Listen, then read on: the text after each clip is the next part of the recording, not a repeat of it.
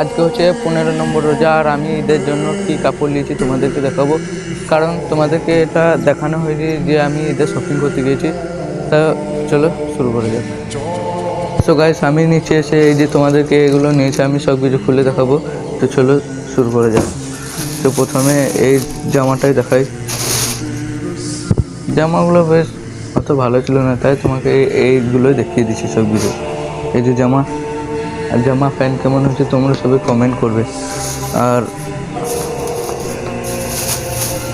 এই যে প্যান্টটা,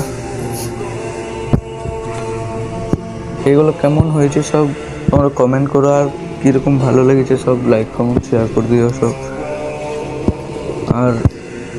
আর একটা প্যান্ট নিয়েছি, কিন্তু ওটা ট্রেলারে আছে, ওটা আমি সব কিছু ঠিক করতে দিয়েছি।